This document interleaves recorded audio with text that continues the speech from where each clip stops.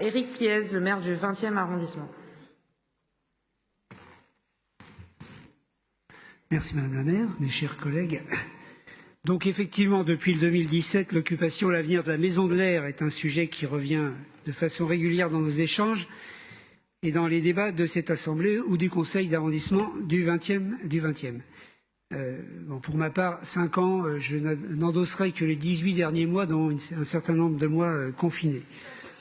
Donc effectivement, ce lieu situé en haut du parc de Belleville offre une vue imprenable sur la capitale, d'aucuns diraient même la plus belle vue de la capitale, à tel point d'ailleurs qu'il attire de temps en temps les élus de l'Ouest parisien.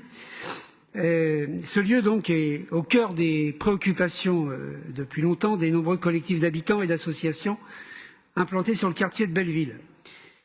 Alors on va parler un peu de ce vœu et d'une période intercalaire. On parle aujourd'hui de la période intercalaire qui s'ouvre à nous avant le début des travaux. Je reviendrai sur la question des travaux.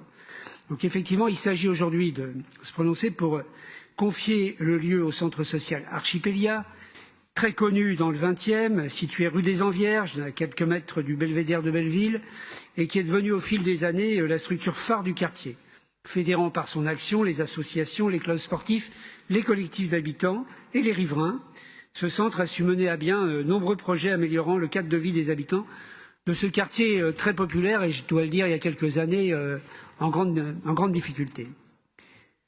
Je vous parle aujourd'hui de ce centre parce que vous l'avez compris et ça a été dit avant moi, puisque nous avons pris la décision de lui attribuer l'occupation du rez-de-chaussée de la Maison de l'Air afin qu'il puisse animer pendant cette année transitoire, et uniquement cette année transitoire, le processus de concertation des habitants.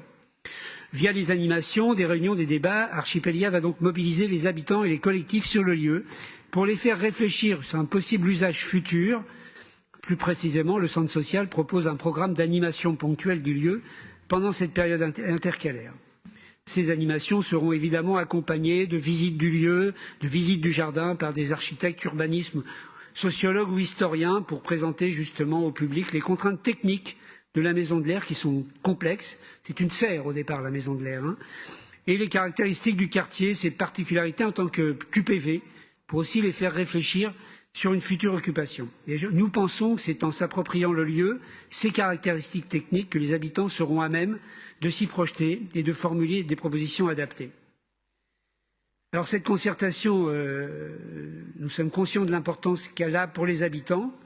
Nous avons présenté en amont du conseil de notre arrondissement cette proposition collective impliquée sur la Maison de l'Air, au conseil de quartier, au conseil citoyen. Tous reconnaissent et saluent le choix d'Archipélia comme animateur et fédérateur pour cette concertation. Alors effectivement, l'action d'Archipélia sera de plus secondée par le soutien technique et logistique de Démocratie Ouverte qui maintiendra pour une période de 6 mois renouvelable son occupation de la mezzanine. Oui, d'une part, nous n'avons pas l'habitude de mettre les associations dehors sans préavis, et d'autre part, il nous semble qu'ils peuvent prendre une place là, aux côtés de ce centre social, dans cet appel à idées qui va se dérouler dans l'année qui vient. Alors effectivement, vous l'avez dit avant moi, la Maison de l'Air souffre aujourd'hui d'un besoin de rénovation en profondeur. C'est une rénovation coûteuse, nous en sommes conscients. Je dois le dire, la ville y mettra de l'argent, elle s'y est engagée, mais nous travaillons également sur un partenariat avec les collectifs et associations pour un projet déposé au budget participatif qui nous permettra d'obtenir les fonds complémentaires pour une rénovation qualitative du lieu. Je dois dire qu'en plus, emmener les habitants dans cette démarche de budget participatif, ça engage tout le monde pour la suite.